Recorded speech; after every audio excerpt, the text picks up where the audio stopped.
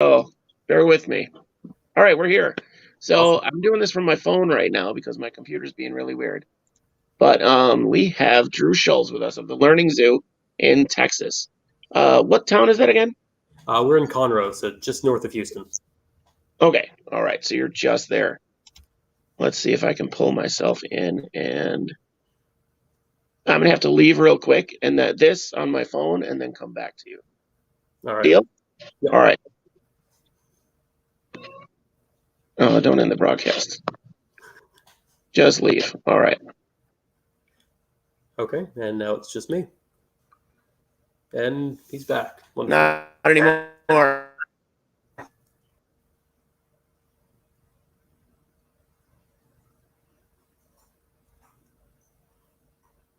You there?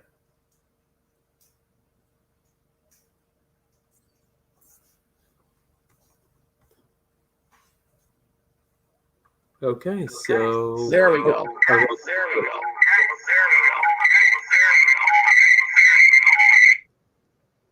Yep, that's why I don't like using my phone. So welcome to me and to you. All right, so today we're going to talk about kind of the ins and out of running a small zoo. Yours is a moderate zoo, right?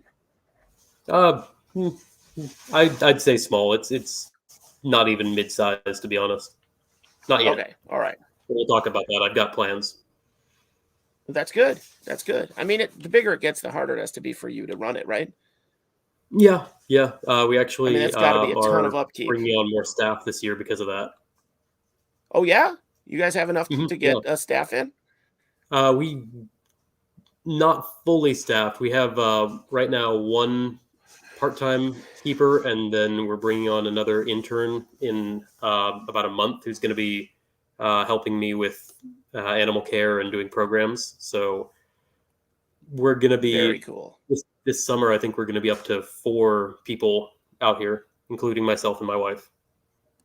That's exciting. That's exciting. I love to see people grow. I've gotten to see over the last year or so a lot of small businesses really take off.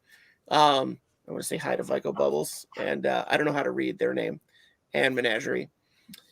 But we named them Vico Bubbles last week, so we'll keep it going.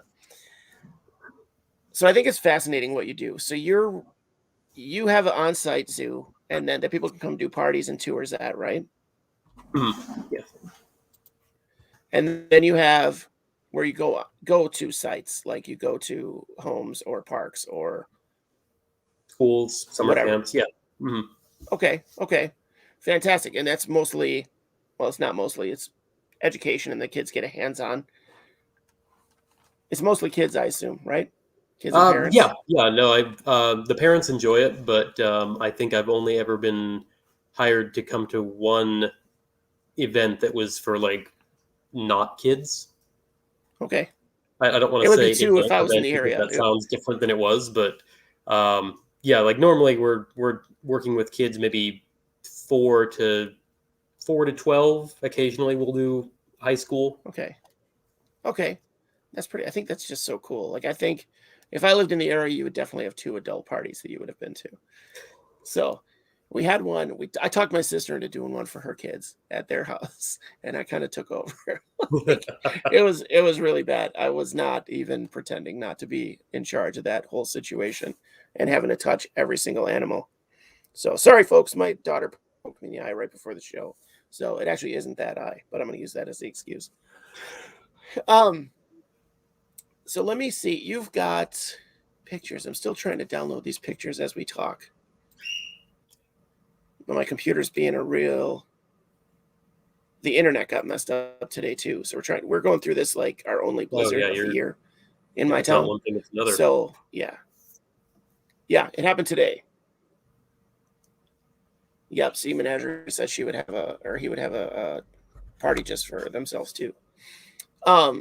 See, when that happens, I get nervous because I show up and there's just one dude sitting in a chair in the middle of his garage wanting you to, show him all your animals. And it's like, am I going to get murdered today? Yeah. Is this a serial killer situation that really, the guy really wants to get caught because people know where I am? Yeah, somebody asked me Is about it that happening? once, It's gonna and like happen. whether So I we've was got ever some pictures of worried. the animals from Drew, and Drew, Oh, did they come through? if you're ever worried, that's hilarious. Could that happen? Like, were you ever worried about it or no? No, no. Somebody asked me once though whether I was like ever nervous going, like into people's houses, and not really, because like you said, that's a really dumb way to pick victims if you're a serial killer. Like, let me message this person on Facebook, pay a deposit that can be traced, give them my address, have it go on a schedule, Repeatedly. and when I don't show up after this 1 o'clock appointment, they know exactly where to find me. Like, yeah, I don't worry about it. Yeah. Like So if I were stupid. a serial All right, let's killer, see. there's easier Share. ways to do that than like targeting birthday party entertainers, unless you really hate clowns. I mean, who doesn't hate clowns? Fair point. Let me see if I can Oh, do this and now another the way. snake is in the image. There we go. We always like our animals in there. Here, I'll scoot her over so she's actually in there. Oh, thank you. Oh, she's having a fit right now. Yeah, no, she was tense earlier, and now she's like trying to stretch out, but I guess she got her own tail caught on herself and got frustrated. I don't know. She's a baby. They have temper tantrums. And yeah, this is one of our baby jungle carpets from last year. We had 11 hatch out, and she's the one that I decided to hang on to because she's super pretty. Fantastic. I mean, she is. That is a gorgeous snake. I can't get over how everything labeled carpet. I don't know why that fascinates me, but everything labeled carpet is beautiful. I am really trying to get these photos here, and it's just not happening. Yeah, no, I didn't realize that they didn't send earlier today. I thought you'd had them for a while. No, I want to. Guys, there's some great photos of the animals in the zoo. I promise. I just don't have the technical expertise to get them on the screen. Let me see. What if we do this one here? That's a little better. All right. Well, I try to do this. So tell us a little about like how long have you been doing this? And you've been a zookeeper like officially for a little while. Like you didn't do your own Yeah, thing let me think first, about right? that. So, I mean, technically, I've been doing like educational programs since I was about 11. I was volunteering with my local children's museum in their animal room. And part of that, as it went on, I would be doing shows for field trips and, the weekly critter time where we would bring out a couple animals. And we started getting regulars at that, which was kind of crazy. But that went on for a couple of years. And then um, I went to college, officially became a zookeeper, got my degree in zoo animal technology, and then did a couple of internships, a few jobs, worked at a wolf sanctuary. I was an alligator trainer at a water park.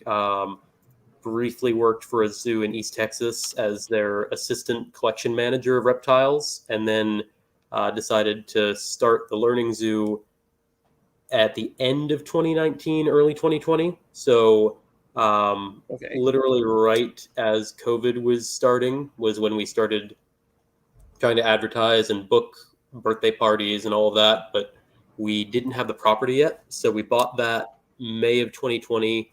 And then we opened to the public March of last year, so 2021.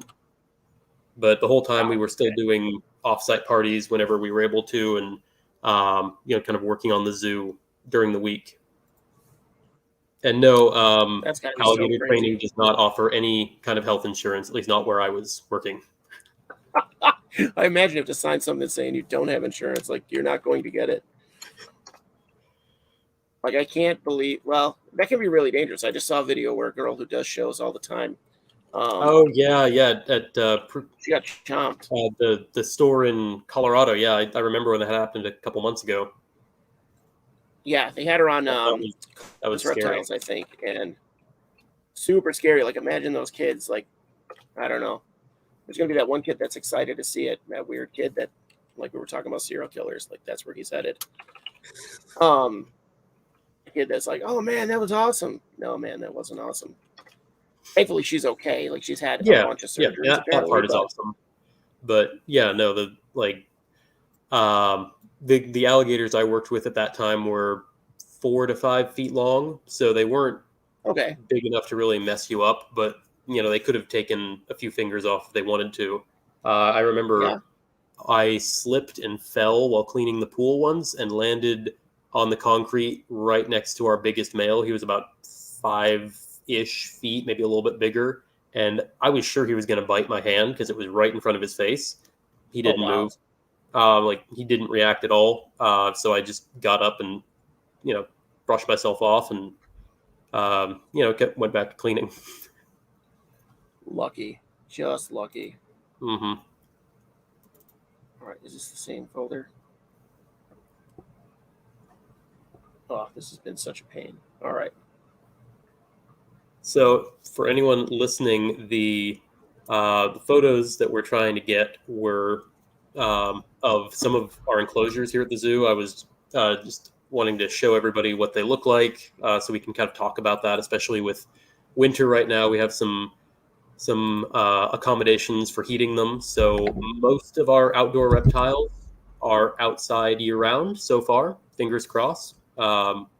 We'll sometimes bring them in when it gets really cold. Like this weekend, we're going to have lows of mid to high 20s, and I'm going to be bringing them in for that, just in case. But at this point, if it's anything above about 40 degrees, I don't worry about it because they all have heated barns or shelters or heated areas that they can go into to stay warm. Which is awesome. So then you've got to move them physically.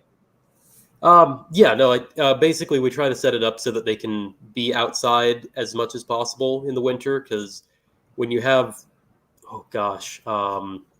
like 15 tortoises and a couple iguanas and a few pythons that live outside, and you have to bring those inside, even for more than a couple days, it just becomes kind of impossible. You have to have double the space inside that you would otherwise. So that totally makes sense. I'll go into what we do, but it's all still kind of experimental. Like I'm trying new things all the time, and this winter is definitely different than last winter. We had one outdoor enclosure then, and now we have 1, 2, 3, like 5 or 6. So just kind of figuring out what we need to do for each animal and each enclosure to keep them where they need to be. That's that's got to be so much upkeep, but like day to day. So you've got to go out and make sure day to day that they're you're checking them anyway, I guess. Yeah. No, I have thermostats on all of the heaters, so I'm able to just kind of look at the display and see, okay, so that tortoise barn is 75 degrees. That's fine. Sometimes I'll go out with a temp gun and just check the animals individually and make sure that they're all where they need to be. But that happens mostly towards the beginning of the season, as it's like, okay, this is the first time this setup has gotten this cold. I'm going to go check and see what's going on with it, make sure that it's not getting too cold or it's not staying too hot, and just kind of troubleshoot as we go. But right now, I'm pretty confident that everything I have set up for this year is where it needs to be. So it's a little bit less stress. It sounds good. Uh-oh. All right. If I lose you, I'm trying to do something I don't know how to do. Okay. That's always exciting. Let's do this. Let's see what happens. On the fly. So you haven't had any issues with, like, I've heard other people have issues with outdoor collections, like you're in Texas, but with primarily outdoor collections, they're having issues with, like, say, attempted predation from like raccoons or coyotes or something. You haven't had any scares like that, have you? No, none of that. I mean, we do have raccoons around. We have feral cats that hang out. I saw a fox on our property last year, like late fall of last year. Never saw them again, but they're around.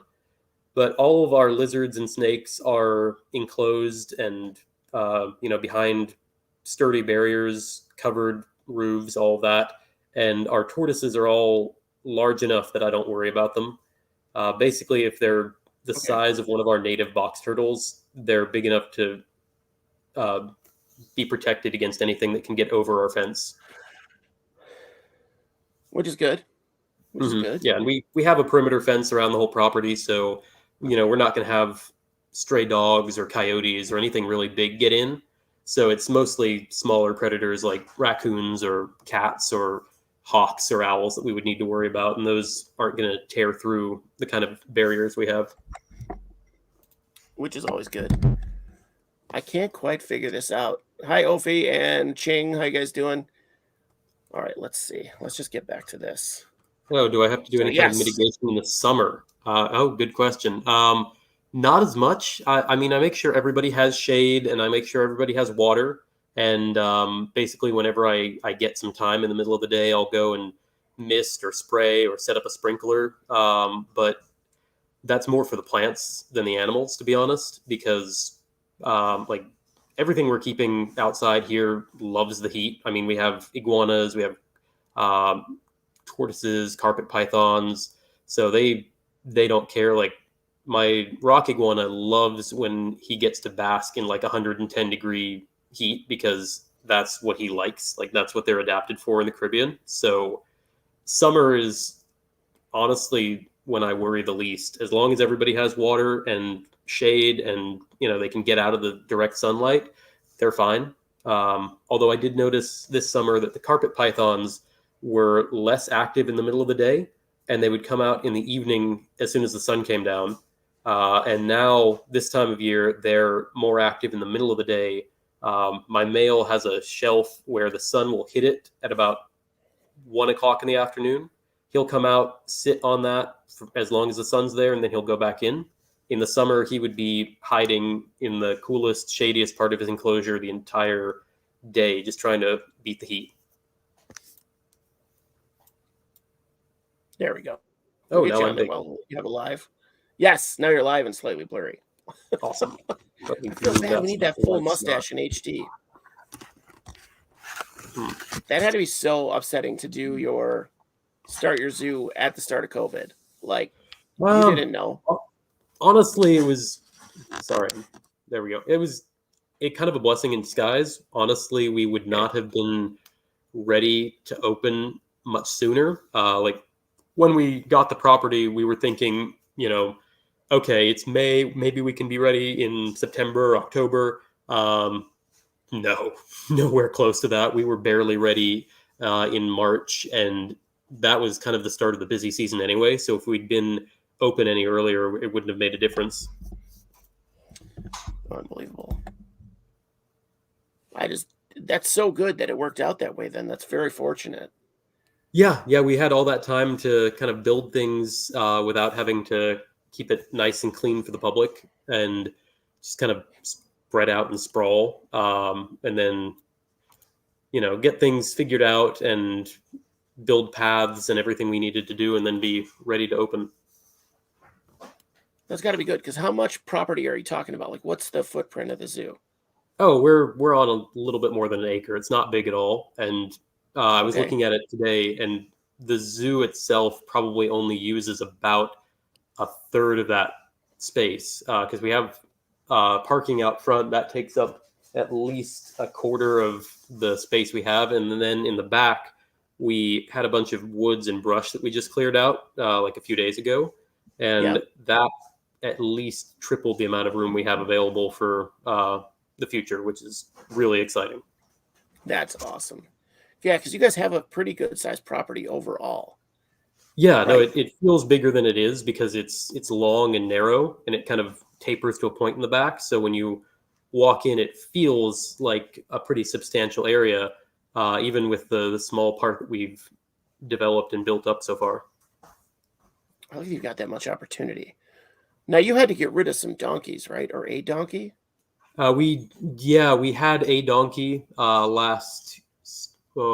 last year, but that summer before we opened, we had a miniature donkey that we had brought in for the petting zoo, and he was super sweet around people. But then we brought in chickens and piglets, and we discovered that donkeys hate pigs. And after some very unfortunate incidents, we ended up having to get rid of him after he had bitten the tail off of a pig, killed another, and killed 3 chickens, all in the space of about 2 days. So he still didn't even like chickens. Like he didn't want anything running around. No, that was the crazy thing, is that he literally stomped 3 chickens to death in one day when I was at work. Unbelievable. Yeah. Ingrates. Just ingrates, these animals. Mm-hmm. Now we do have a pony now, and she is great. She's much calmer, and she doesn't take any nonsense from any of the other animals in the petting zoo, but she also doesn't go out of her way to harass them like the donkey did. So she's been settling in really well. That's really great. That's really great. Oh, nice. If I could bubble says the donkey sounds like a jackass. Nice. Nice play of words. Oh, yeah. I see what you did there. Right? Only my audience. We're classy people. Yeah, so sorry, I'm still having trouble with these pictures. I really want to get them on. I don't think we're going to, unfortunately. Do you want me to try and email them to you, or is it an issue with downloading them in general? I downloaded them. I'm just having an issue figuring out how to get them into StreamYard. Okay. Like StreamYard wants them to be in a Google format or a PDF, and I'm having a hard time switching them over. When I try to put them in a PDF, it's all pixelated and crappy. Maybe since they're my pictures, I can do that a little bit more easily. Let's see. Where'd they go? Yeah, I don't know. Of course. We can't have a show without technical difficulties. Sorry, guys. Hold my phone up and zoom in. Let's see. Do you like the show with background noise or share the feedback? Because that's all I get with that. Let me try something real quick, since I think I might be able to just show them. Oh, like instead of you? Yeah. I just turned on screen share. Can you see that at all? Let's see. I can see that. And there we go. Okay. Awesome. Then you can tell us what we're looking at. It's perfect. Yeah, let me scroll back to the beginning. I'm going to tell a story here, folks. Okay, awesome. I'm going to make all my guests do this themselves from now on. This is crazy. This is your Facebook page. Very nice. Yes. You can see all the stuff that I do on here. Okay, so this is our rock iguana enclosure. This is Ajax, our Cayman rock iguana hybrid. He's one of my favorite lizards, super chill. And his enclosure is outdoors. It's about 8 by 8 feet. So this was me standing in the corner trying to get as much of it as possible, if that makes sense. Yeah, absolutely. And he is sitting on his house. There's a big pile of limestone rocks right there in front of me that he uses in the summer. I'll pull out the plug in the front of the cave, and he can go in there to get out of the heat. But this time of year, I have it stopped up so he doesn't get in there and get too cold. Okay. And then, let's see. You can't really see it in that photo. But he's got a lot to climb. That's good. That's very strange. Oh, here we go. Okay, so this is a little bit better view. So he's got his patio heater up here. You can kind of see that red glow. And that's his primary source of supplemental heat this time of year. He's got the shelf underneath it. And then his house that he's sitting on is an insulated box. It's made for, I think, keeping water pipes and or water meters warm in like northern states. So it's all insulated. That top just slides open, and I've mounted a ceramic heat emitter in there on a thermostat. So that keeps it about 82 degrees normally. Probably the ground gets a little bit colder, but I've gone out there when it's 40 degrees and temp gunned him, and he's in the 70s. So it's warm enough for him. And then that patio heater can get that shelf up to about 120 degrees, which is fantastic for him on cold or cloudy days. I'll just turn that on, and he can warm up, bask. He'll be hungry and ready to eat. He'll move around, go back to that, and heat up. So it's basically the same as having a heat lamp on an indoor enclosure, just also getting the benefits of natural sunlight coming in through the mesh. And then you've got a windbreak on the north and western walls. That's just greenhouse plastic to keep the wind off and kind of give him a little bit more shelter, keep the rain from getting in there and getting everything wet. But I don't have the other two sides wrapped, and he doesn't really seem to need it. I mean, that's great. It gives him the air. That gives him the I can't think of the word now. I had it when we started the show, and I can't think of it. Where you give him like stuff to do to enrichment. Yeah, enrichment. Yes, thank you. I had it totally set up because we were at Brookfield Zoo yesterday, and I had some issues with some of the enclosures. Yeah, I had some real issues with some of the enclosures. Like, why don't you do this? Why don't you do that? This would be so easy to fix it this way. But I feel like it would be hard for somebody off the street to tell the zookeeper how to set up their enclosures. I feel like it would take normally if it's a good idea, they've thought of it, but there's some reason like this animal will try to eat that enrichment if we give it to him, or like this exhibit was built in the 1960s and there's a structural pillar that we can't take out without the whole building falling down or something. For sure. They're redoing a lot of the zoo by me right now. Just, I think, because it's winter and it's so slow. Oh, yeah. But they're remodeling all of their gift shops at once. Seems a little weird to me to shut down that level of revenue. Yeah, this guy looks super happy. How big is he now? He's about 4 See you, Rick. 4.5 feet. He's a good 10 or 12 pounds. Like, he's currently the bulkiest lizard we have. My water monitor is definitely going to get bigger one day, but for the moment, he's our big boy. And he's got a great personality too. Like, he'll come running when he sees you have hibiscus flowers, and he'll like climb up on my head, and he's just fun to be around. He knows what's up. Hibiscus flowers are where it's at. I wish. So you guys must have to plant that stuff all over the property, right? Yeah, we've got it in pots because we need to bring it in on nights like this. Sure. You can actually see some there and there. And the hibiscus is not doing too hot this time of year, but we'll still get occasional blooms. And I have one that I moved into an indoor enclosure that I'll point out in a minute that has been doing really well. But this is our redfoot tortoise enclosure. It's 16 by 16 feet. I actually just expanded it a few weeks ago and added the pond in here that is not quite finished. But these are just landscaping timbers you get from Home Depot with rebar driven through to kind of hold them in place. And then that's one of our females. She was nesting this afternoon. So I went and pulled 4 eggs out of the ground after I took this picture. Very nice. So we've got a bunch of redfoot tortoise eggs incubating right now. Hopefully those will hatch in a few months. And yeah, this time of year, it's not much to look at, but you can see their food tray from earlier that day. And then this is their barn. I think that's the next picture. Yeah. And it's sideways, but these were made by a local company that is literally 20 minutes down the road from us. So very nice. It's called the Zinnia after one of our tortoises. He actually built this model for us and named it after our tortoise, which is really cool. But it's fully insulated, waterproofed inside and out. It's got the shelf there for a heat emitter to be attached. Then I've got a thermostat to turn that on and off. Hay down here, and you can kind of see there I have some vinyl straps across the door to keep the cold air out and the warm air in, kind of like a walk-in freezer. And these guys go in and out of it.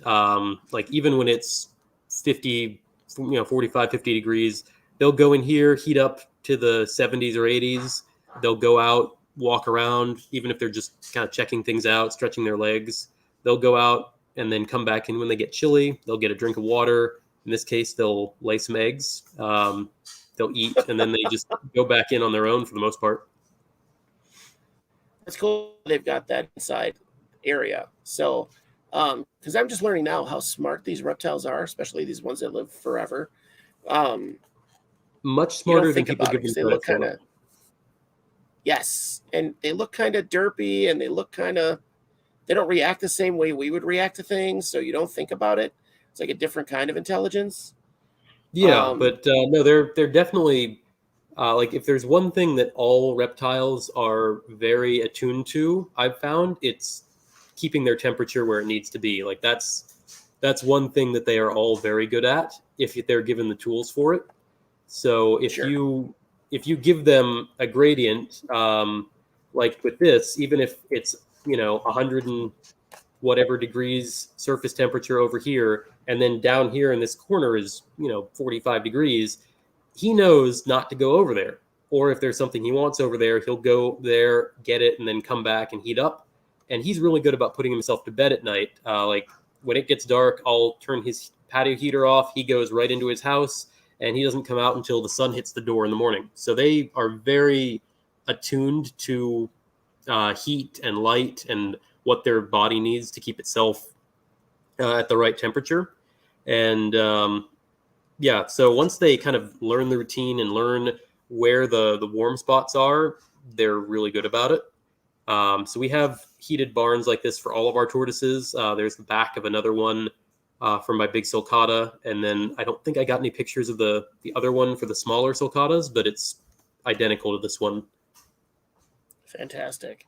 We were just talking And about sulcatas the other day, and I like that you're a licensed or whatever, a graduated and accredited zookeeper that has sulcatas. Because I feel like they sell them to average people way too often, oh, they do. That's how I end up with so many.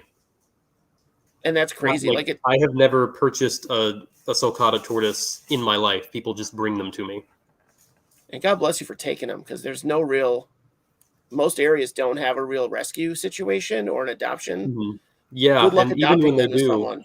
like it's hard to find placement for a 200-pound tortoise that can bulldoze your yard. Like there's a rescue in Central Texas that deals with all species of turtle and tortoise, Yeah, but they're really picky about where their sulcatas go. Like they won't adopt out one to someone who has other sulcatas or that is going to be keeping them with other tortoises because of the issues with fights. And they're just really picky about where they end up, which is that's good. You want them in good homes, but it does make it difficult to place that many tortoises. yeah, because they're widespread. They are all over the place. Hmm. The pet store that we visited a while ago, um, has them. I kind of wish they didn't, but I get, you've got to make a profit. Um, and they do sell, and they do have warnings all over them. Like, these guys get huge and they live, 100 plus years. So Yeah, it's figure one thing something to out. say that, and it's another thing to have that person actually understand that and think about it for a minute and say, I don't think I can handle that, and then they walk away and don't get the tortoise. Right, right. But And you don't that's want why I to like my redfoots. discourage them. They're a lot smaller. They're easier to care for. An enclosure like the one I just showed would be fine for their entire life, and that's much more manageable for people to provide. Right, right. Morris, it is right. It is a double-edged sword. I feel like if you had the capacity like you do to have them outside, in a large enclosure outside for most of the year, that would be amazing. That would go ahead, get a couple. I didn't know they fought. The males will, yeah. Females are usually okay with each other, but the males will beat up on each other. They'll beat up on females. They'll beat up on smaller, like juvenile tortoises sometimes. So our big adult male is on his own right now because he actually came to us from somebody else who rescues sulcatas and has 5 acres of land. And this one male would not leave the others alone. He just always kept trying to pick fights. So he had On five to be acres. You moved just out of hunt there. them down. Yeah, pretty much. So what is his name? What did you name that one? Master Uguay. Nice. I bet he Yep. looks just like him too. I feel like Master Uguay was a sulcata. He was definitely some sort of tortoise. We had Well, yeah, a Chinese family come to the zoo last summer for a tour, and when I yeah. told them that his name was Master Uguay, they started kind of chuckling. And apparently, in Chinese, it means tortoise, so it would be like Senor Tortuga. I mean, that makes sense. Everybody was named Tiger, Crane, Mantis. Yeah. Why wouldn't he be Tortoise? Now it Yeah. makes me So wonder I if the just, other guy. I like him, but, I always make a point of showing people this is what they turn into. And yes, he absolutely can bulldoze through your back fence. Yeah. Yeah, Fika Bubbles says I hate legislating stuff too, but I think we're at a point that we need to. Too many things are too easy to get now that people have no business having. And Yeah. yeah, a I lot of the mean, things are getting bred, captive bred, and kind of yeah. With sulcatas, it's like it's the bad side of supply and demand because the females lay 40, 50 eggs a clutch sometimes, and right. the babies are just so common that you end up seeing them for 50, $75 at reptile shows sometimes, when a redfoot tortoise, which is by far a better pet for most people, is going to be $250, $300. Obviously most people are going to go for the cheaper option, especially if they don't know what the difference is, and you end up with all of these really big tortoises getting put into the hands of people who probably don't have the space for them. I would But say the that's what vast happens with majority. big reptiles everywhere, like green iguanas, reticulated pythons. Like the bigger animals have more eggs, bigger clutches, and that leads to the babies being more common and less expensive. So crazy. So crazy. I wish it was like that in isopods. Yeah, Morris from Permian Exotics says that the global population is up of sulcatas, but their survival is like based on the whims of the market. Yeah, But yeah, they're no, like captive bred, right?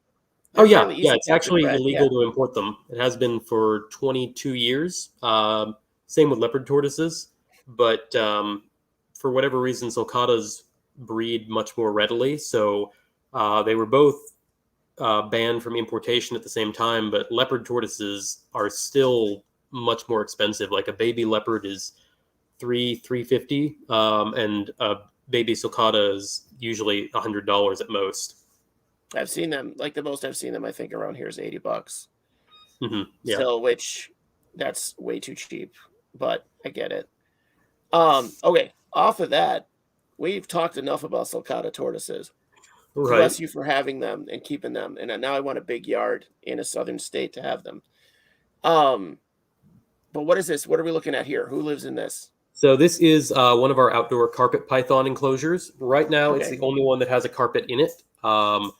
We have another one that was a little bit bigger, but I was having a hard time keeping it warm enough.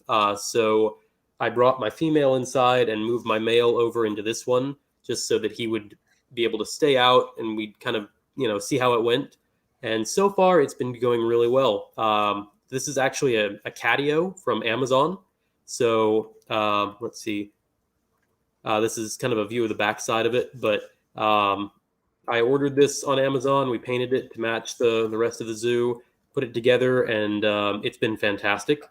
When it got cold, I put a door on the front of this because normally this is just a shelf with like a three-sided wooden box for the cats to go into, and Okay. the carpet python loved that. Like she was in there or she was up here all the time because they're people say they're semi-arboreal, but during the day they're always up off the ground if they can find somewhere to be. Sure, Um, sure. and then when it got cold, I actually ended up insulating this. I put the front on and I cut these sheets of pink insulation foam and just fitted them in with a lot of measuring and a lot of trimming and shaving. And I was able to fit them all in on the sides. And that's the top up there. You can see a little bit of it as well. And put some hay down to kind of insulate the bottom. And there's not a heater inside the box, but he'll go bask on the outer shelf right here, which is where the heater Okay. shoots down the heat. He'll go bask out there and then bring the heat back in with him, and that box will keep it warm enough. Like he could get down into the 50s at night, but so far he has not really had any issues with that. I've been watching very closely for respiratory infections or any other problems, and he's been really good about using that heat. He's figured out the best time to go out and warm up and bask, and he'll take advantage of it. So I'm thinking he'll be able to stay out year round going forward, which would be fantastic. Is this one of his kids in your Yeah, hand? the one I'm holding is his Nice. daughter. But this is our big male. He's about 6 feet long. A little bit Wow. on the skinny side right now. They're normally very lean snakes, but at the moment he hasn't eaten since Halloween, so um, Okay.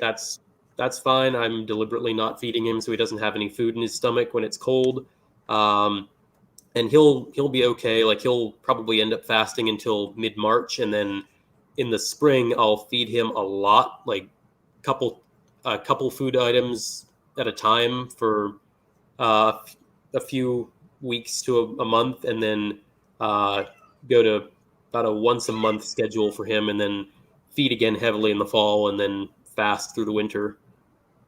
Makes sense. Makes sense. Um, Bubbles had the question: did the snake start behaving much differently when he put him in this enclosure?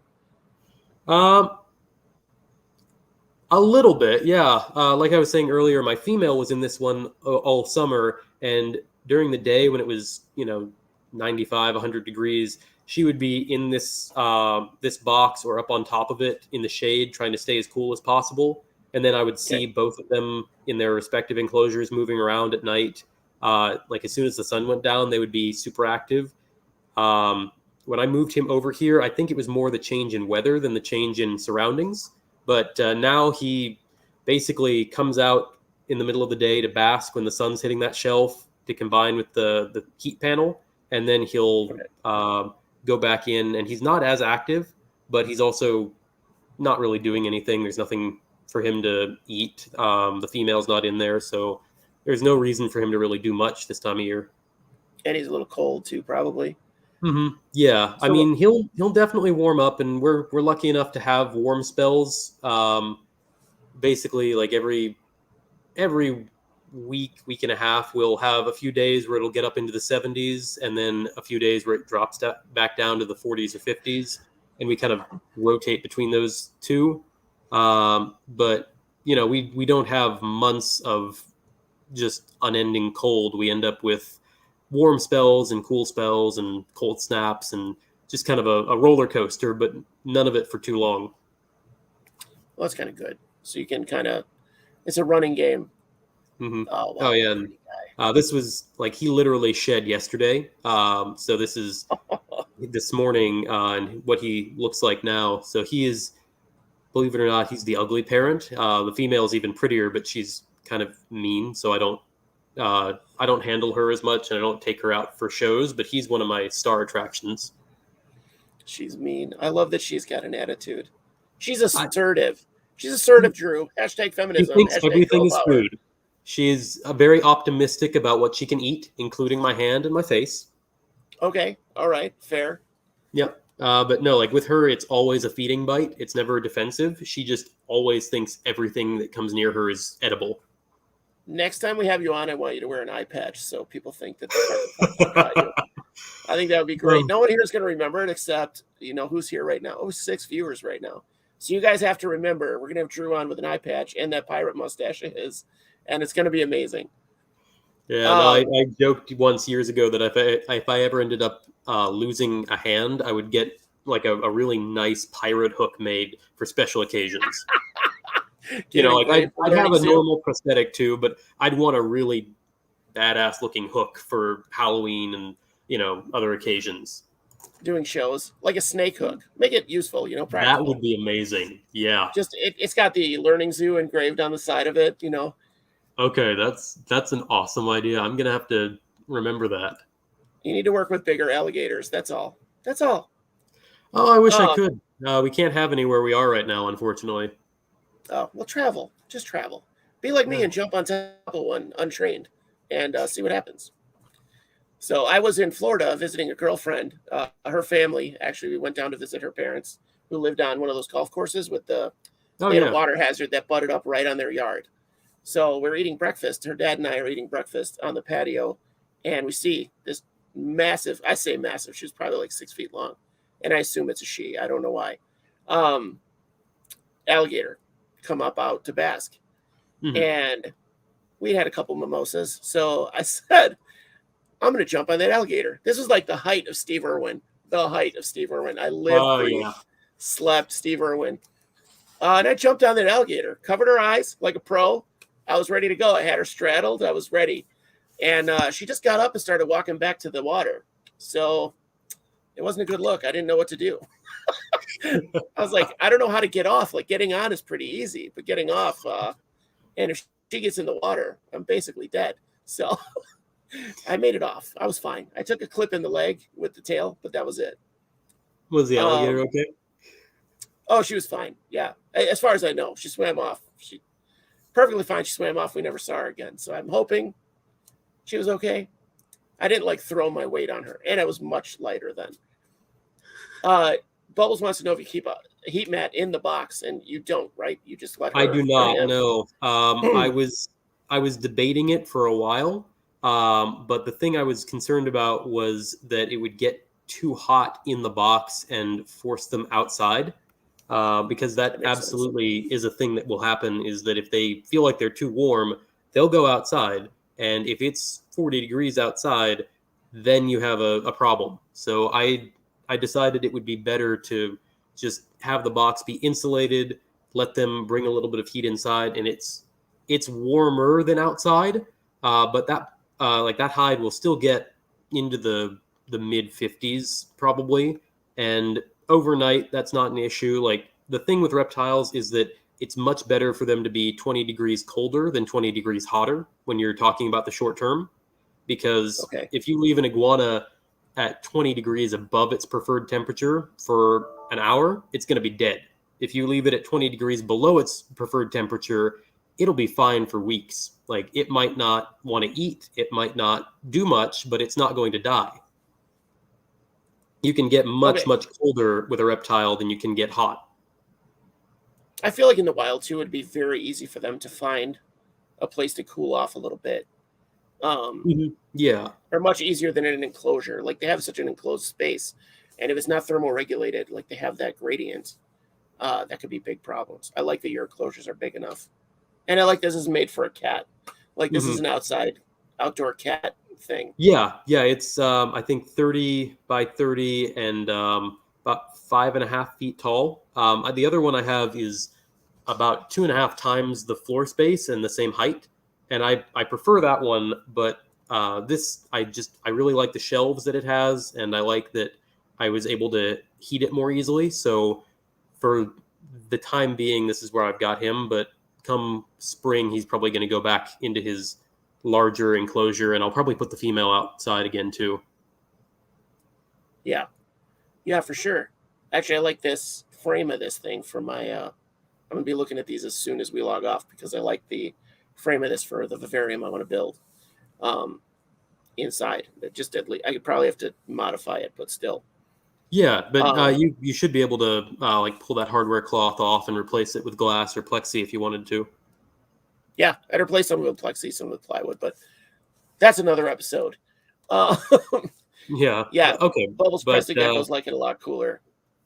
Oh, who's this? I didn't know you guys had is this an aquarium?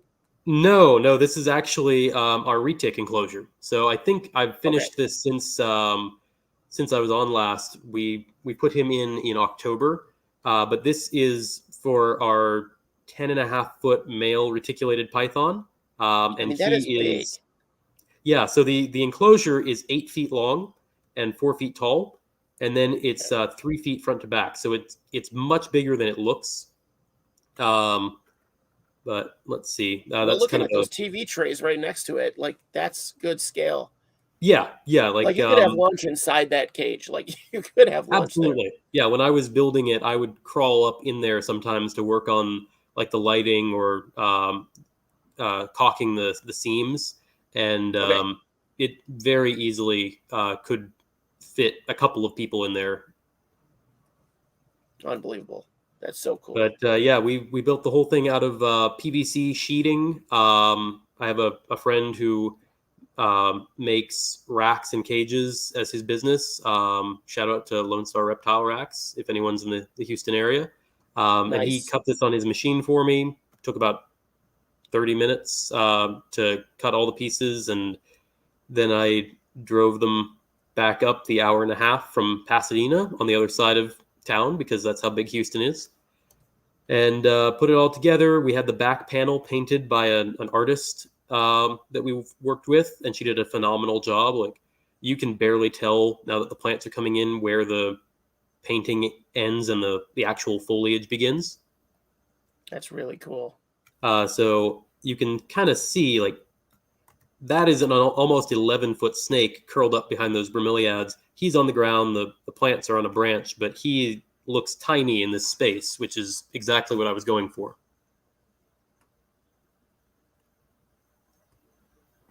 And I'm seeing if I don't have a great shot of it, but over here is his pool. So that's a 28-gallon stock tank from Tractor Supply. And we actually plumbed it into the house. Because on the other side of the wall, there's a bathroom. They rarely stretch out, right? No, they can be pretty active. Retics are kind of a different animal than Burmese pythons or anacondas. They'll climb, they'll swim, they'll cruise.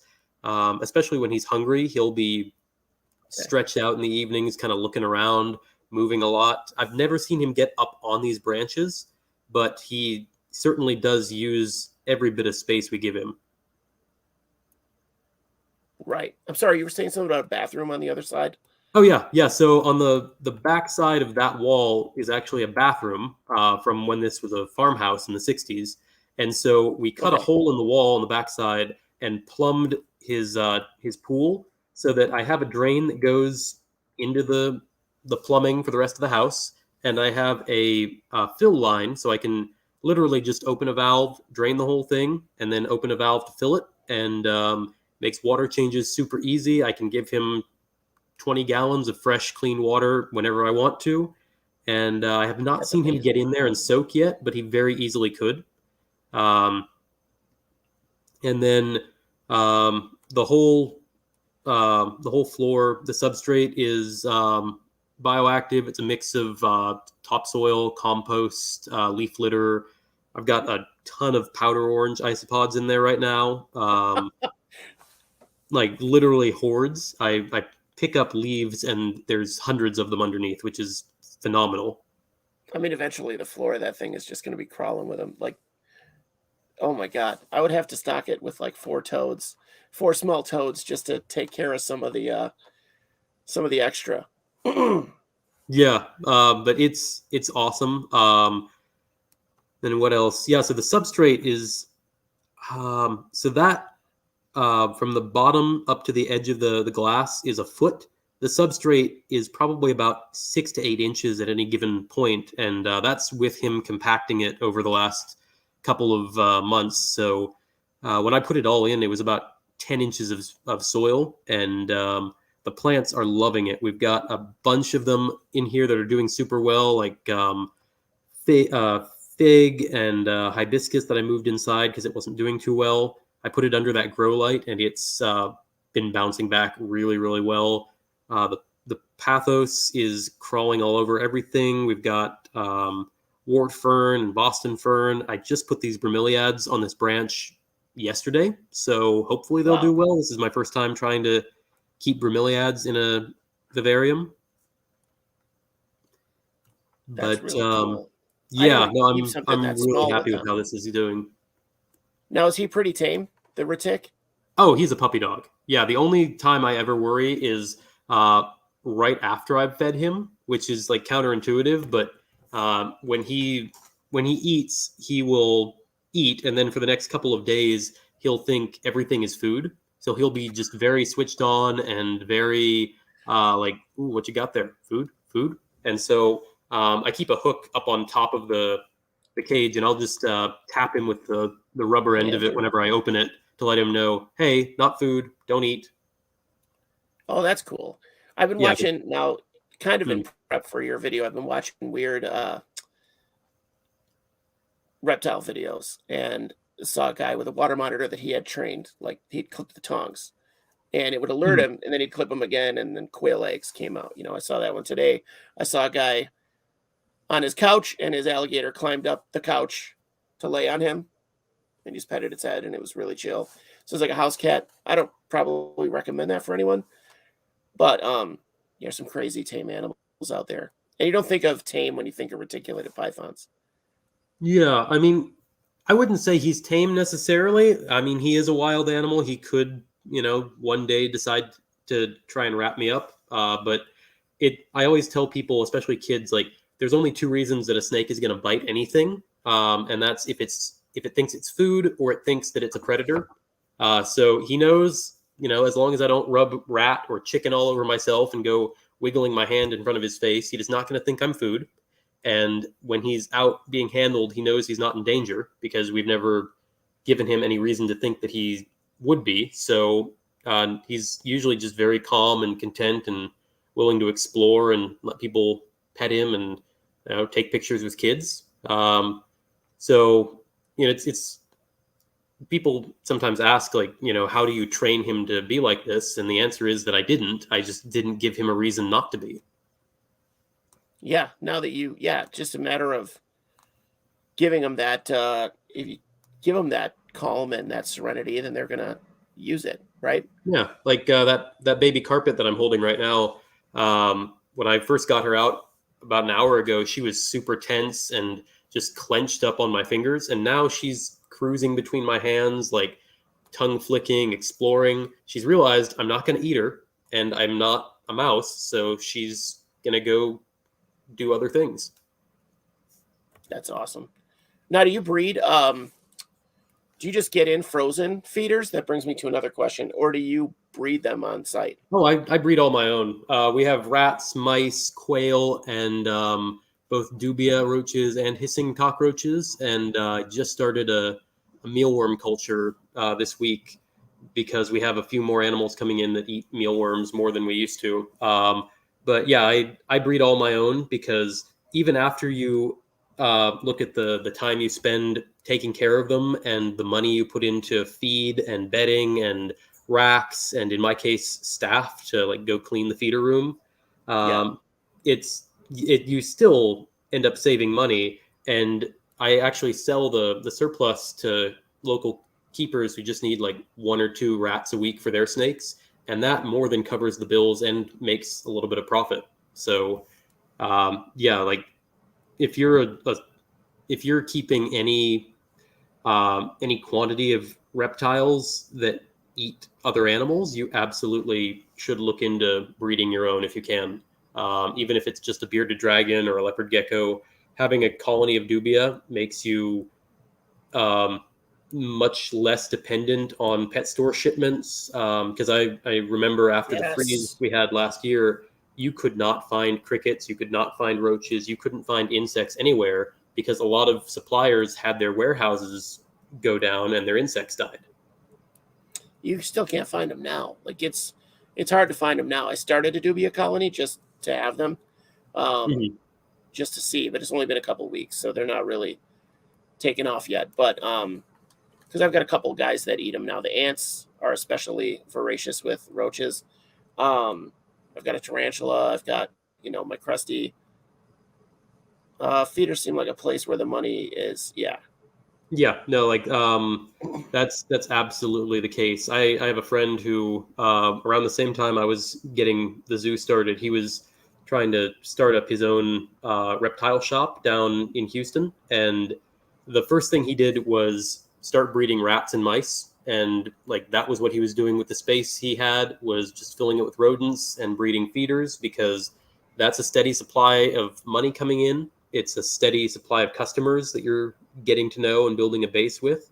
And it's honestly really fast. Like when you compare that to like a carpet python, they take 4 to 5 years to mature sexually. And, from putting the pair together to getting babies could be 4 months. With rats, like they're ready to breed at 6 to 8 weeks, and gestation is 3 weeks. So you can turn around and make 6 rats into 60 in a couple of months. So rats can breed at 2 months of age? I think that's the number. I'd have to look. I know with mice it's about 6 weeks. Rats, it's not that far off because they grow really quickly.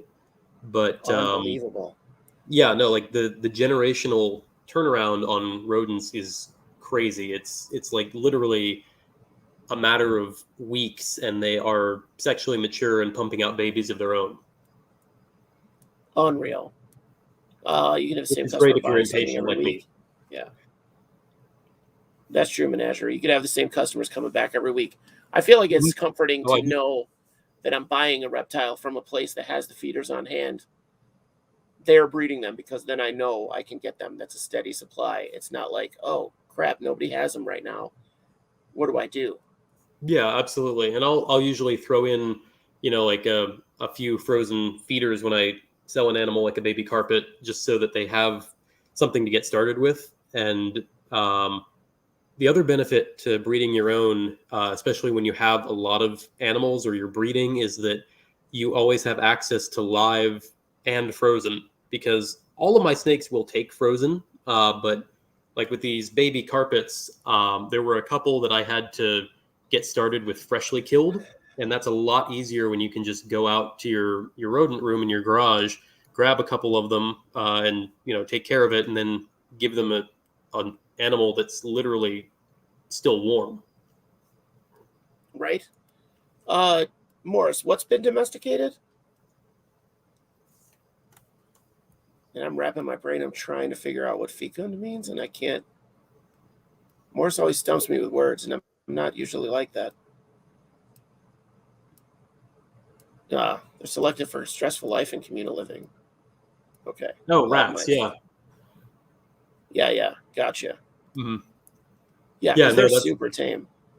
yeah. That's absolutely something you want to do with rodents. I was lucky to get a hold of a colony to start off that had been bred by the same person for 28 generations. She'd had them for like 10 years, Wow. and yeah, she had been breeding all the bad traits out of them, like biting, baby killing, fighting. All of that had been bred out. She had been selecting for litter size and parental care. So I kind of inherited all of that. And at this point, I'm probably another 4 generations in, and like if there's a rat that looks at me funny, that one's becoming snake food. All the others, you can pick them up, flip them upside down, rub their belly, stick your fingers in their mouth, and they don't care. It's great. That's awesome. Because I feel like a rat that's that tame is just such a great pet, too. And they're Yeah, so that's the intelligent. other thing, is that like if I ever need a rat for a program, and somebody wants me to bring a rat, or we're doing education where we're talking about rodents, I can go grab any of them, and have kids petting them, and showing off whiskers and teeth and tails and all that. That's super cool to get a look into, like, at the mouth and everything. That's really great. Yeah. Yeah, menagerie I would get attached to. I have a dubia male. I have one dubia male left. I've been feeding the rest of them off to the ants, but that's Lester, and he's going to be there. He's going to be the king of the dubias for as long as he's alive. So hopefully that'll be a while, because he's just, I don't know, he's got these amazingly large wings, and which is weird for a dubia. Like, they're well past his abdomen. Huh. Yeah, the craziest thing is that he had him for 3 months. That is crazy. Yeah, I get attached to too many things. I have to stop. My newts have laid eggs. I'll let you know.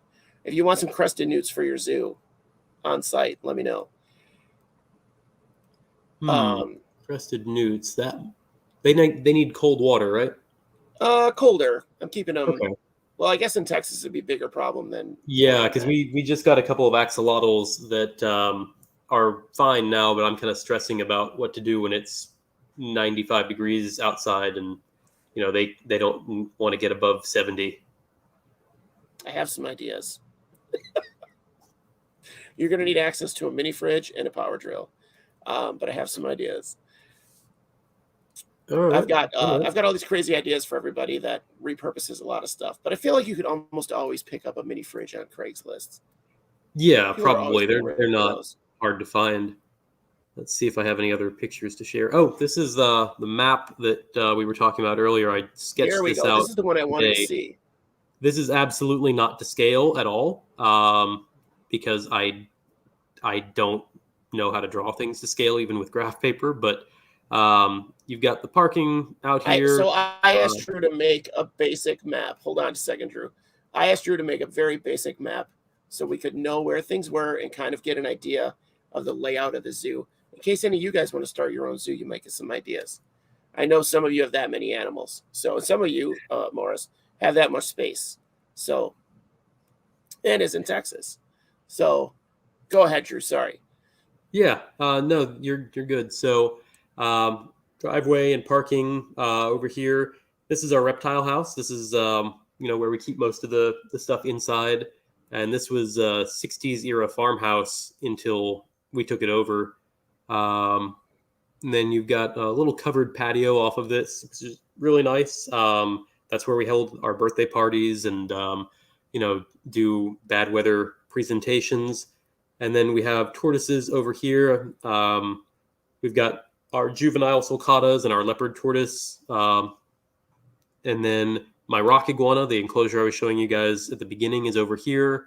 Redfoot pen is over here. This is where my big sulcata is kept off on his own. We have a little pond over here with some koi and goldfish and one turtle that volunteered to move in and has never left.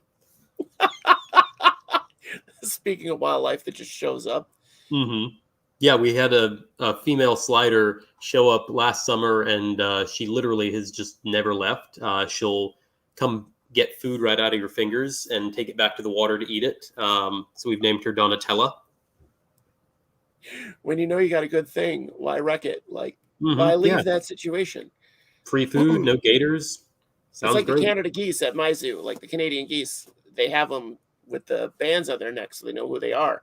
But there's hundreds of them at Brookfield Zoo, at least. No, that sounds like peacocks at a lot of zoos down here. Well, they have the peacocks, but they got them on purpose. So, but now they're so tame and aggressive with food. Like they grabbed my daughter. The one kept poking my daughter in the back to get food from her. It's worked because she dropped her food every time. So it worked really, really well. And it reinforced them to nip her in the back. Mm-hmm. Yeah. Which, that's the thing. You throw the food at them and they go, oh, hey, free food. Hey, Alex, welcome back.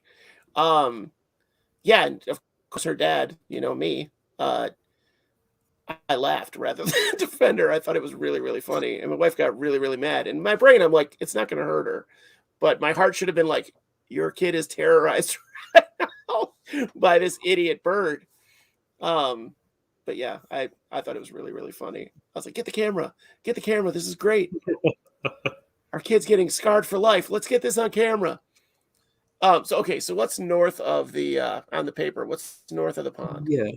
Yeah. So we've got the petting zoo. That's where we have our pigs, goats, pony, carpet python. The enclosure I was showing you earlier is right there.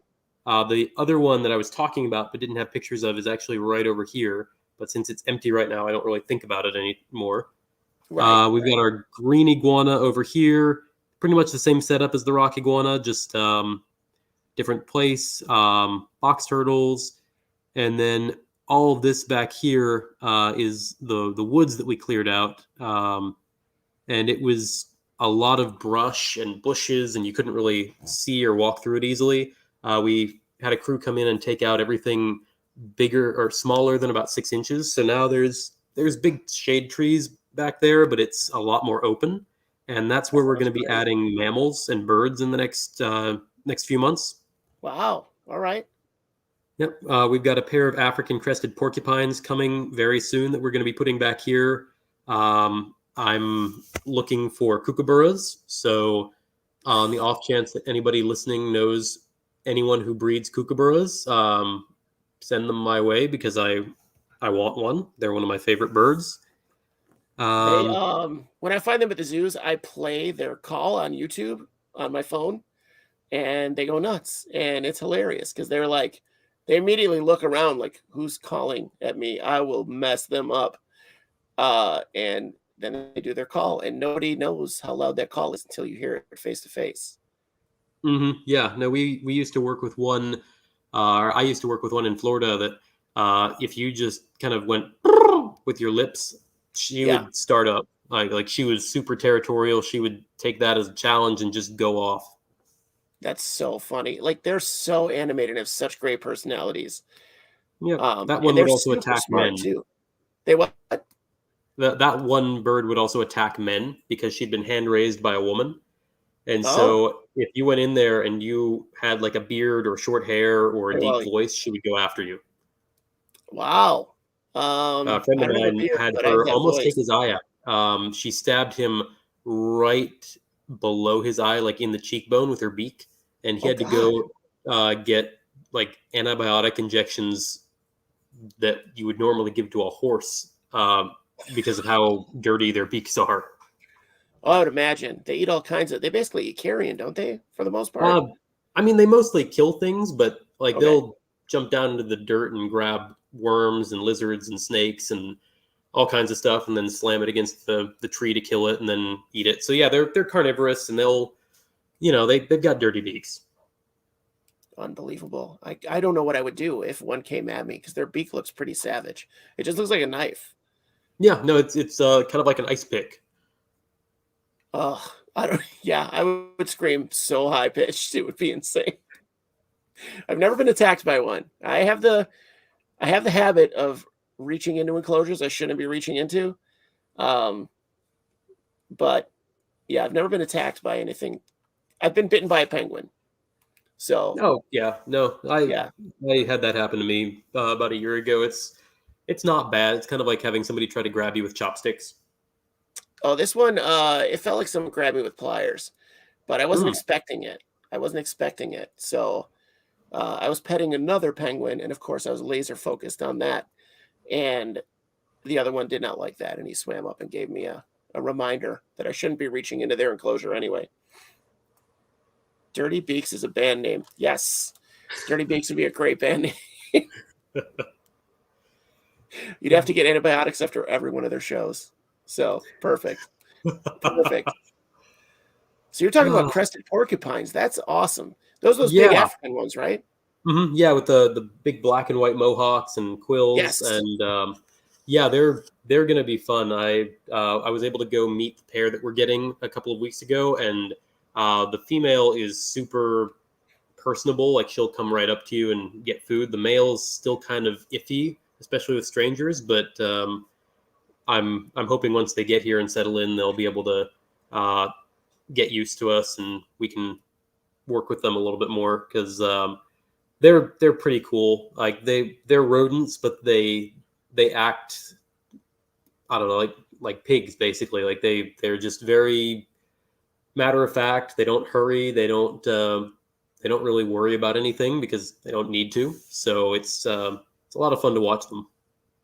Now their quills are sharp, but they're not barbed, right? They're just like Right. Yes. That was actually okay. something I discovered when I was doing some research. So, um, within rodents, there are actually two different families that have evolved quills for defense. You have New World porcupines in the Americas that do have the barbed quills, and then Old World porcupines in Africa and Asia and Europe that don't have barbed quills.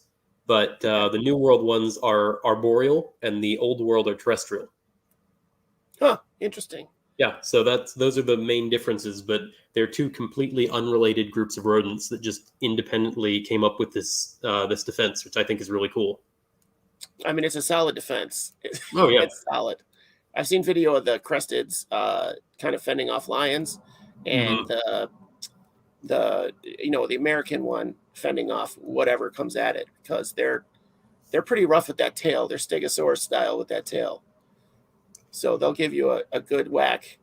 Yeah, no, I was looking at those same videos and I found one of a leopard that had gotten like a dozen porcupine quills in its face and paw, and I was like, oh, that looks like it sucks.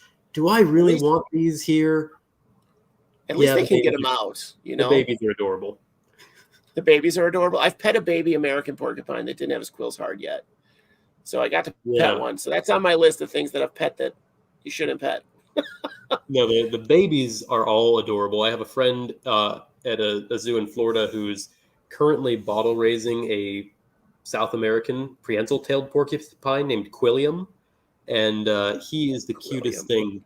Like I've seen pictures of him when he was little, and the babies of that species are orange when they're first born, and Okay. he looks like a Muppet. He's got this big like marshmallow nose on the end of his face and orange fuzz all over him. He's super cute.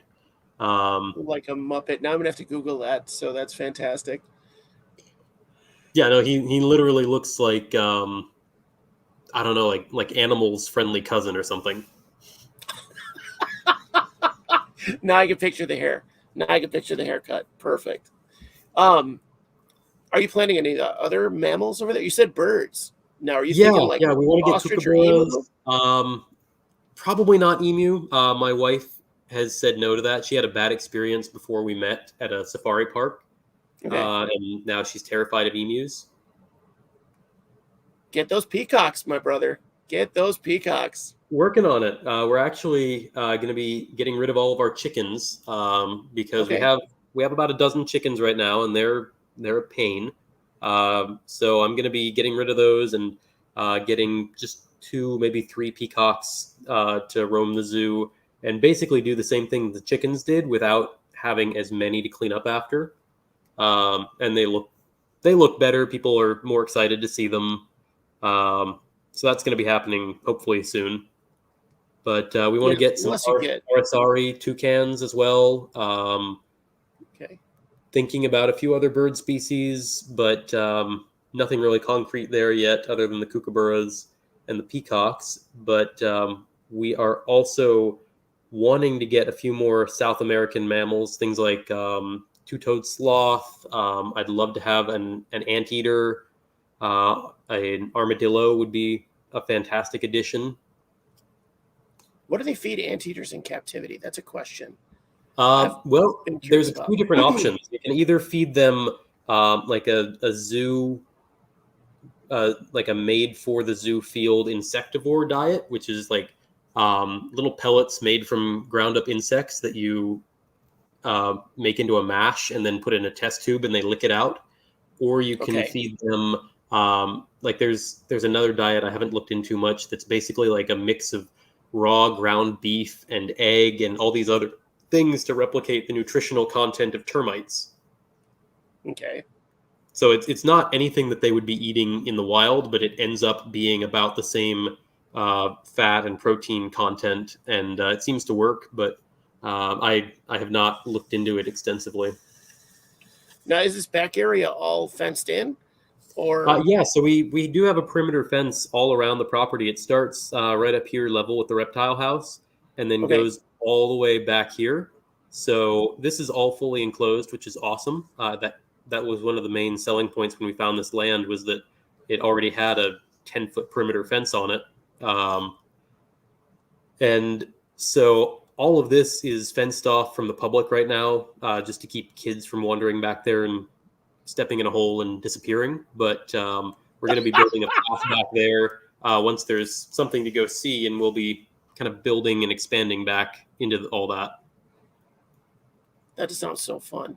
Now you make me want to have a zoo because I want a sloth, but I expect to see videos of you with the sloth. Yeah, that might not happen right away because the sloth is going to need an indoor-outdoor exhibit. Sure. They like to be like 70s and 80s, so they need somewhere to go when it's too cold, and they need somewhere to go when it's too hot. So we're gonna have to some doing.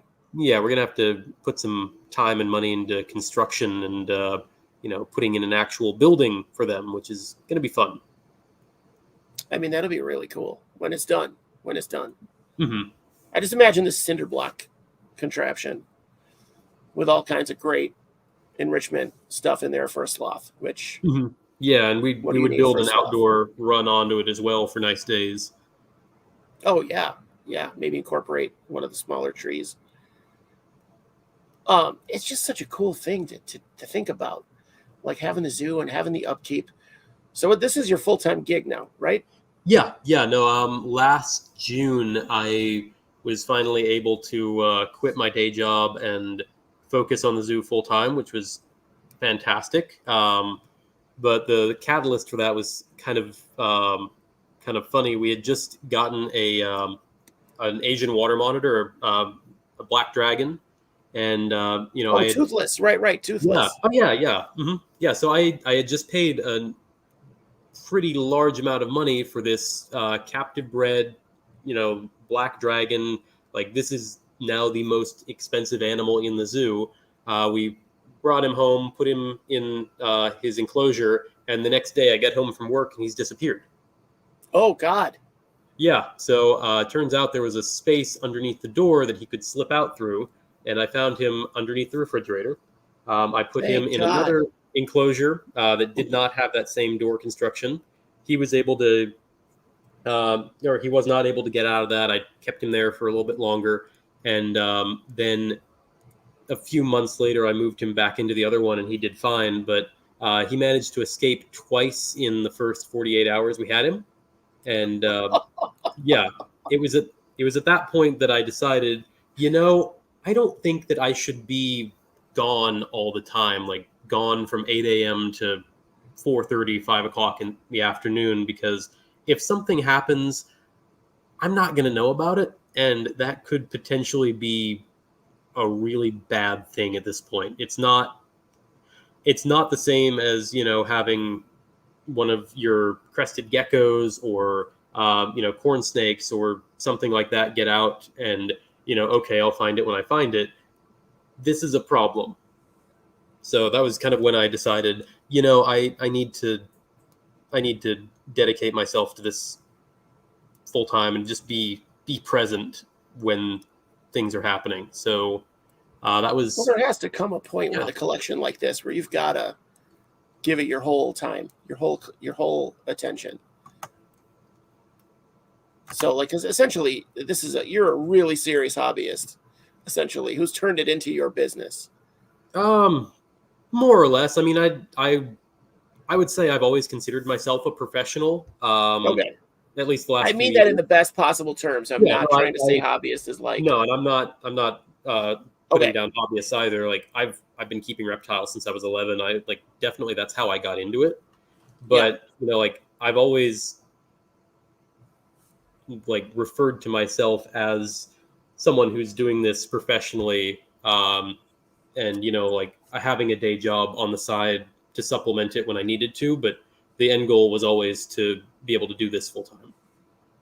And now, when you were zookeeper at other spots, at other zoos, did you were assigned to a building and probably a set of animals, right? Yeah, depending on the job, yeah.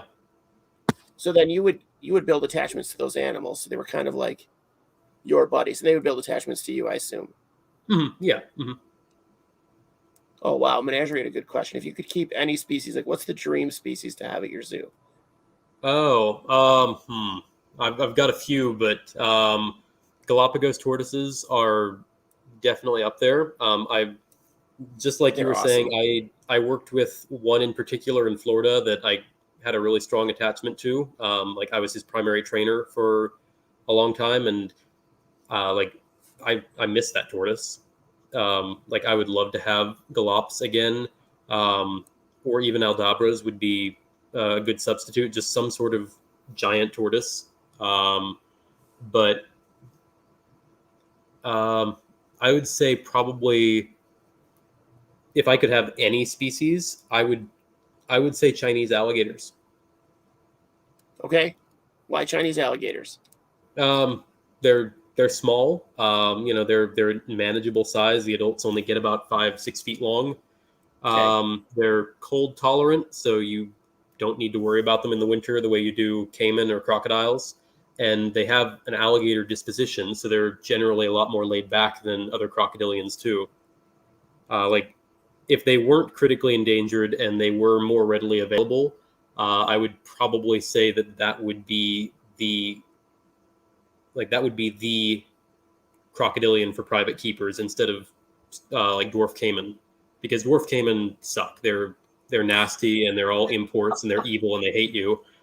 Chinese alligators are I'm not going to say any crocodilian is a good pet for just anybody, but they definitely have more going for them than other species. Yeah, I feel like crocodilians are another one where you have to know what you're doing, and it's a shame that they sell them at shows to just whoever has the money to buy them. Yeah, no, Texas is kind of unique or not unique, but it's different than a lot of other states in that we have alligators here. So Parks and Wildlife regulates them pretty strictly. You can't just have them. You need to have a bunch of permits to keep them. But depending on the county you're in, you can have a lot of other species. Like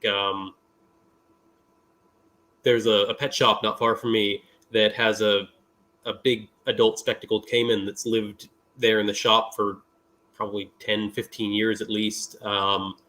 And yeah, it's like at least 8 feet long at this point. Unbelievable. And why? I mean, it's a cool display animal, but oh it's yeah, in a yeah, pet no, shop. like That's a the lot of. The same shop also has a pair of king cobras, a couple of water monitors. Like they've got some amazing animals there as like store pets and display animals. Okay. But yeah, like you walk in and there's a caiman at the back of the shop, and it's like, oh, okay, did not expect to see that today. There we go. Somebody got a chicken? Go send them your chickens, man. Mm-hmm. Yeah, no, I actually was talking to the owner of the shop about him taking my chickens off my hands. The hens would go out to his property and just lay eggs, but the roosters probably would end up getting eaten by something, which, you know, is what's going to happen to them here if they don't get out of here. Right? Gonna get fed to a reticulated python, Mm-hmm. perhaps. What about a pangolin? Is that on your list? Wally wants to know if that's on your list. Probably not. To be totally honest, like I get that they're cool and people think they're cute. They just don't do it for me. That's fair. If I'm gonna have something like that, I think I'd rather have a tamandua.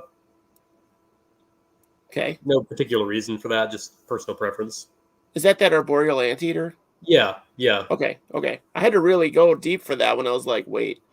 I kept seeing the video image of the one that was like doing the threat posture. Mm-hmm. Yeah, Yeah, like get away, I'll smack you. It won't do much, but I will smack you. Oh, those claws will mess you up. Oh, will they? Oh yeah, they tear open termite mounds. Like they can claw through concrete.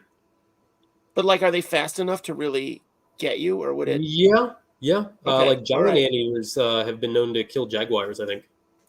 Well, I am not as tough as a jaguar or concrete, so never mind. Respect that little guy. I think those guys are adorable too. I'm a huge fan of just about everything. That's why I would be like dangerous if I won the lotto. I would fund the crap out of your zoo if I won the lotto. Let me just tell you right now. So would I. So I imagine you would. Yes. I just think it's so great. So how did you start with your collection to make a zoo? Like this is our last question.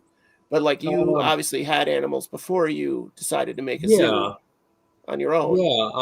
I mean, like exactly. I had a small collection. I had, a few snakes, a couple of.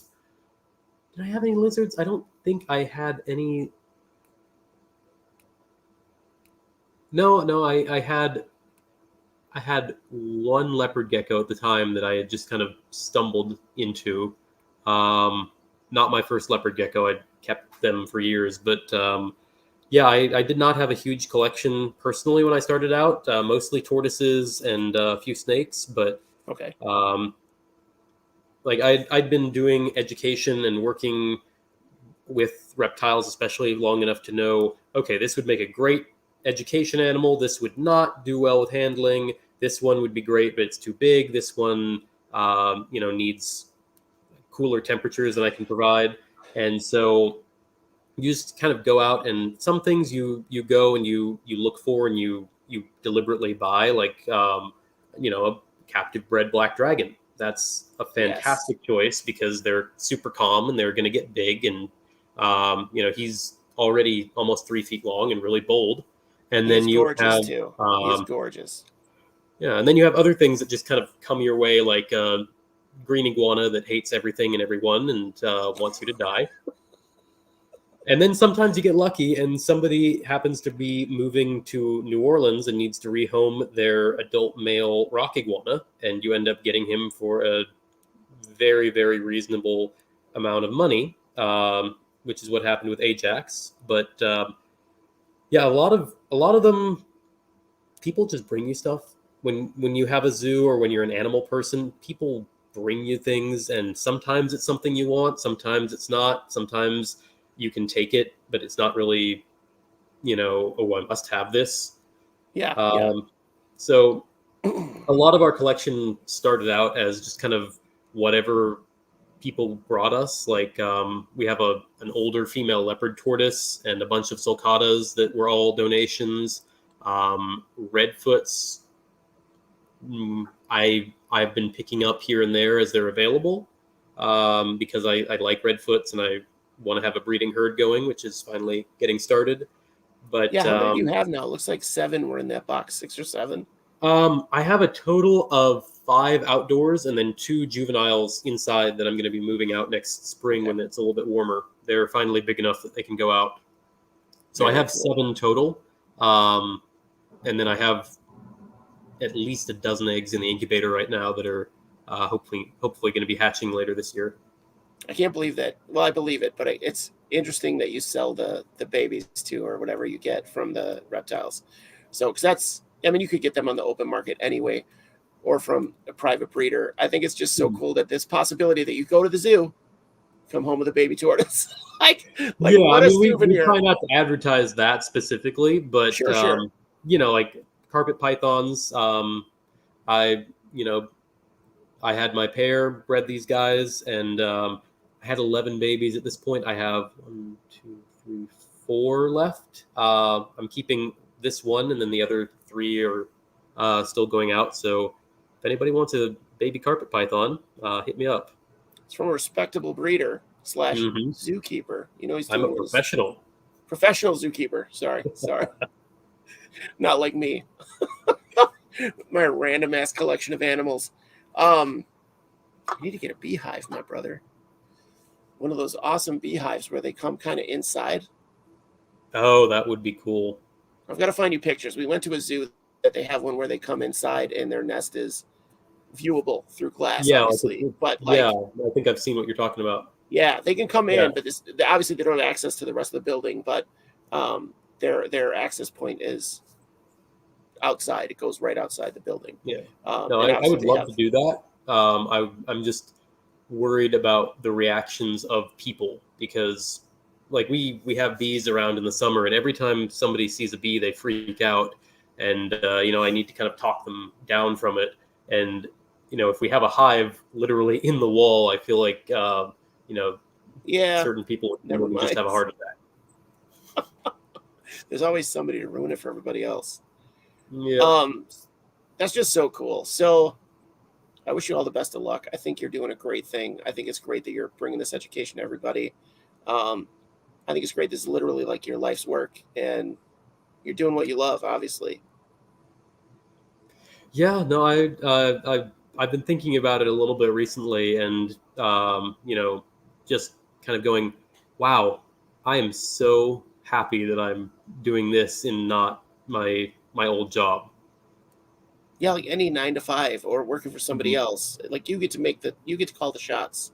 Yeah, You get to decide. I may have just spent the last half hour with a bunch of screaming kids trying to, step on my foot and take the turtle out of my hands and throw it at their friend, but at least I didn't have to go, file a report by the end of the day or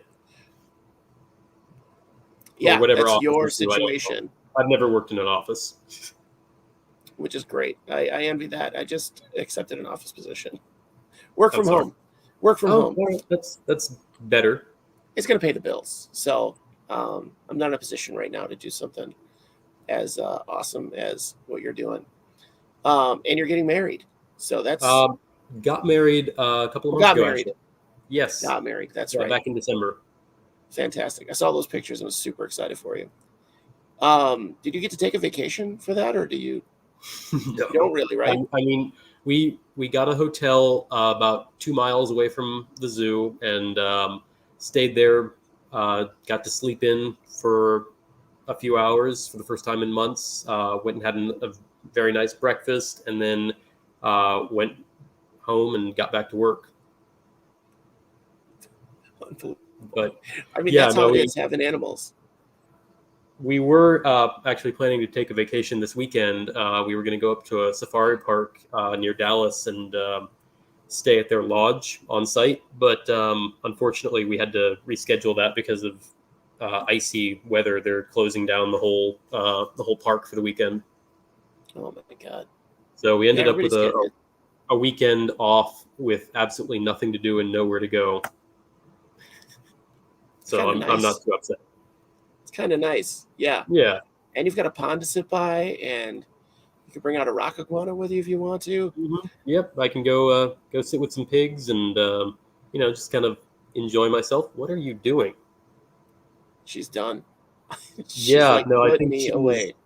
she is about had it. That seems like a good indicator. That flipping around. Yeah. I don't know a I lot gotta about get snakes. to bed. Okay. Yeah, we should all get to bed, right? So thanks for coming on again. I appreciate it. Absolutely. Yeah. Thank you for having me. I learned a lot. I don't know if my friends did. So I'm going to put the link to the zoo in the description. And then I was doing everything kind of fly by numbers today because my kid was off school and all the shoveling I had to do. But I need to get that. I'm going to get that link to the zoo. Did you want me to put a link for the guy that built that enclosure or that? I can. Just message that to me and I'll throw that in there. Yeah, absolutely. So thank you, Wally. Yeah, I just think it's great, and I don't think an isopod zoo is a viable business plan. I think people other than isopod fans would get real bored real quick. Yeah, it was. I mean, great. if you figured out a way to make them the size of dogs, I think people would pay to see that. I would pay to see that. We just watched Raya again, and I want to tuk so bad, so bad. I haven't seen it yet. Is it good?